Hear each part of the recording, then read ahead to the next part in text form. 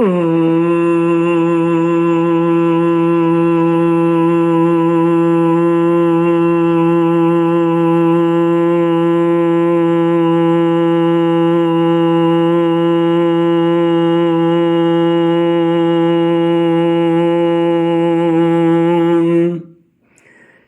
गुरुचरण कमलेभ्यो नमः। श्री गणेशाय नमः। श्री सरस्वत्यै नमः। श्री विष्णवे नमः। श्री कृष्ण गोविंद हरे मुरारे, हे नाथ नारायण वासुदेव। श्री कृष्ण गोविंद हरे मुरारे, हे नाथ नारायण वासुदेव। हे नाथ नारायण वासुदेव। हे नाथ नारायण वासुदेव। हे नाथ नारायण वासुदेव। श्री कृष्ण गोविंद हरे मुरारे, हे नाथ नारायण वासुदेव। ओम नमो भगवते वासुदेवाय। ओम नमो भगवते वासुदेवाय। ओम नमो भगवते वासुदेवाय। ओम नमो भगवते वासुदेवाय। ओम नमो भगवते वासुदेवाय। ओम नमो भगवते वासुदेवाय। कृष्णाय वासुदेवाय हरये परमात्मने प्रणत क्लेशनाशाय गोविंदाय नमो नमः। कृष्णाय वासुदेवाय देवके नंदनाय च नंदगोपकुमाराय गोविंदाय नमो नमः। सच्चिदानंद रूपाय विश्वोत्पत्त्यादि हेतुवे तापत्रय विनाशाय श्री कृष्णाय वयं नमः। सच्चित आनंद स्वरूप परमात्मा जो सृष्टि के उत्पत्ति, पालन और संहार करता है तथा जीवों के आध्यात्मिक, आदि दैविक, आदि भौतिक तापों को नष्ट करने वाले हैं, अर्थात जीवों के मानसिक, शारीरिक और भौतिक दुखों को दूर करने वाले हैं, उन श्री कृष्ण भगवान को हम नमस्कार करते हैं। श्री कृष्ण गोविंद हरे मुरारे, हे नाथ नारायण वासुदेव। श्रीमद् भागवत 10वां स्कंद 55तमोऽध्यायः श्लोक 31 से। श्री शुक उवाच स्थित्योद्भवान्तं भुवनत्रयस्य यः समीहतेऽनन्तगुणस्वलीलया न तस्य चित्रं परपक्षनिग्रहस्तथापि मर्त्यानुविधस्य वर्ण्यते। श्रीमद्भागवत 10वां स्कंद 50वां अध्याय। श्री सुखदेव जी कहते हैं, परीक्षित, इस प्रकार जरासंध की सारी सेना मारी गई, रथ भी टूट गया, शरीर में केवल प्राण बाकी रहे। तब भगवान श्री बलराम जी ने जैसे एक सिंह दूसरे सिंह को पकड़ लेता है, वैसे ही बलपूर्वक महाबली जरासंध को पकड़ लिया। जरासंध ने पहले बहुत से विपक्षी नरपतियों का वध किया था, परंतु आज उसे बलराम जी वरुण की फांसी और मनुष्यों के फंदे से बांध रहे हैं। भगवान श्री कृष्ण ने यह सोचकर कि यह छोड़ दिया जाएगा तो और भी सेना इकट्ठी करके लाएगा तथा हम सहजी पृथ्वी का भार उतार सकेंगे। बलराम जी को रोक दिया। बड़े बड़े शूरवीर जरासंध का सम्मान करते थे, इसलिए उसे इस बात पर बड़ी लज्जा मालूम हुई कि मुझे श्री कृष्ण और बलराम ने दया करके दीन की भांति छोड़ दिया। अब उसने तपस्या करने का निश्चय किया, परंतु रास्ते में उसके साथी नरपतियों ने बहुत समझाया कि राजन, यदुवंशियों में क्या रखा है, वे आपको बिल्कुल ही पराजित नहीं कर सकते थे। आपको प्रारब्धवश ही नीचा देखना पड़ा है। उन लोगों ने भगवान की इच्छा, फिर विजय प्राप्त करने की आशा आदि बतलाकर तथा लौकिक दृष्टांत एवं युक्तियां दे देकर यह बात समझा दी कि आपको तपस्या नहीं करनी चाहिए। परीक्षित, उस समय मगधराज जरासंध की सारी सेना मर चुकी थी। भगवान बलराम जी ने उपेक्षा पूर्वक उसे छोड़ दिया था। इससे वह बहुत उदास होकर अपने देश मगध को चला गया। परीक्षित, भगवान श्री कृष्ण की सेना में किसी का बाल भी बांका न हुआ और उन्होंने जरासंध की 23 अक्षौहिणी सेना पर, जो समुद्र के समान थी, सहजी विजय प्राप्त कर ली। उस समय बड़े बड़े नेता उन पर नंदन वन के पुष्पों की वर्षा और उनके इस महान कार्य का अनुमोदन प्रशंसा कर रहे थे। जरासंध की सेना के पराजय से मथुरावासी भय रहित हो गए थे और भगवान श्री कृष्ण की विजय से उनका हृदय आनंद से भर रहा था।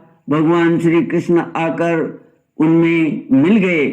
सूत, मागध और बंदीजन उनकी विजय के गीत गा रहे थे।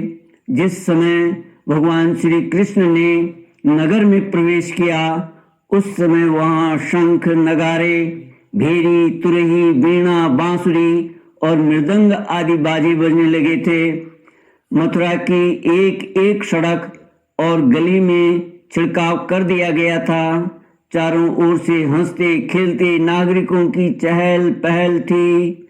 सारा नगर छोटी छोटी झंडियों और बड़ी बड़ी विजय पताकाओं से सजा दिया गया था। ब्राह्मणों की वेद ध्वनि गूंज रही थी और सब ओर आनंदोत्सव के सूचक बंधनवार बांध दिए गए थे। जिस समय श्री कृष्ण नगर में प्रवेश कर रहे थे, उस समय नगर की नारियां प्रेम और उत्कंठा से भरे हुए नेत्रों से उन्हें स्नेह पूर्वक निहार रही थीं और फूलों के हार, दही, अक्षत और जौ आदि के अंकुरों की उनके ऊपर वर्षा कर रही थीं। भगवान श्री कृष्ण रणभूमि से अपार धन और वीरों के आभूषण ले आए थे। वह सब उन्होंने यदुवंशियों के राजा उग्रसेन के पास भेज दिया। श्री कृष्ण गोविंद हरे मुरारे, हे नाथ नारायण वासुदेव। श्री सुखदेव जी कहते हैं, परीक्षित, इस प्रकार 17 बार 23 अक्षौहिणी सेना इकट्ठी करके मगध राज जरासंध से भगवान श्री कृष्ण के द्वारा सुरक्षित यदुवंशियों से युद्ध किया, किंतु यादवों ने भगवान श्री कृष्ण की शक्ति से हर बार उसकी सारी सेना नष्ट कर दी। जब सारी सेना नष्ट हो जाती, तब यदुवंशियों के उपेक्षा पूर्वक छोड़ देने पर जरासंध अपनी राजधानी में लौट जाता। जिस समय 18वां संग्राम छिड़ने ही वाला था, उसी समय नारद जी का भेजा हुआ वीर कालयवन दिखाई पड़ा। युद्ध में काल यवन के सामने खड़ा होने वाला वीर संसार में दूसरा कोई न था। उसने जब यह सुना कि यदुवंशी हमारे ही जैसे बलवान हैं और हमारा सामना कर सकते हैं, तब 3 करोड़ मलेच्छों की सेना लेकर उसने मथुरा को घेर लिया। काल यवन की यह असमय चढ़ाई देखकर भगवान श्री कृष्ण ने बलराम जी के साथ मिलकर विचार किया, ओहो, इस समय तो यदुवंशियों पर जरासंध और काल यवन ये दो विपत्तियां एक साथ ही मंडरा रही हैं। आज इस परम बलशाली यवन ने हमें आकर घेर लिया और जरासंध भी आज कल या परसों में आ ही जाएगा। यदि हम दोनों भाई इसके साथ लड़ने में लग गए और उसी समय जरासंध भी आ पहुंचा तो वह हमारे बंधुओं को मार डालेगा या तो कैद करके अपने नगर में ले जाएगा, क्योंकि वह बहुत बलवान है।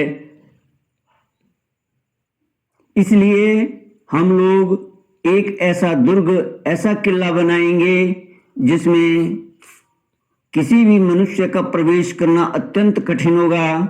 अपने स्वजन संबंधियों को उसी किले में पहुंचाकर फिर इस यवन का वध कराएंगे। बलराम जी ने इस प्रकार सलाह करके भगवान श्री कृष्ण ने समुद्र के भीतर एक ऐसा दुर्गम नगर बनाया जिसमें सभी वस्तुएं अद्भुत थीं और उस नगर की लंबाई चौड़ाई 48 कोस की थी। उस नगर की एक एक वस्तु में विश्वकर्मा का विज्ञान, वास्तु विज्ञान और शिल्प कला की निपुणता प्रकट होती थी। उसमें वास्तु शास्त्र के अनुसार बड़ी बड़ी सड़कों, चौराहों और गलियों का यथास्थान ठीक ठीक विभाजन किया गया था। वह नगर ऐसे सुंदर सुंदर उद्यानों और विचित्र विचित्र उपवनों से युक्त था जिनमें देवताओं के वृक्ष और लताएं लहलहाती रहती थीं। सोने के इतने ऊंचे ऊंचे शिखर थे जो आकाश से बातें करते थे। स्फटिक मणि की अट्टारियां और ऊंचे ऊंचे दरवाजे बड़े ही सुंदर लगते थे। अन्न रखने के लिए चांदी और पीतल के बहुत से कोठे बने हुए थे। वहां के महल सोने के बने हुए थे और उन पर कामदार सोने के कलश सजे हुए थे। उनके शिखर रत्नों के थे तथा गच पन्नी की बनी हुई बहुत भली मालूम होती थी। इसके अतिरिक्त उस नगर में वास्तु देवता के मंदिर और छज्जे भी बहुत सुंदर सुंदर बने हुए थे। इसमें चारों वर्ण के लोग निवास करते थे और सबके बीच में यदुवंशियों के प्रधान उग्रसेन जी, वसुदेव जी, बलराम जी तथा भगवान श्री कृष्ण के महल जगमगा रहे थे। परीक्षित, उस समय देवराज इंद्र ने भगवान श्री कृष्ण के लिए पारिजात वृक्ष और सुधर्मा सभा को भेज दिया। वह सभा ऐसी दिव्य थी कि उसमें बैठे हुए मनुष्य को भूख प्यास आदि मर्त्य लोक के सभी धर्म नहीं छू पाते थे।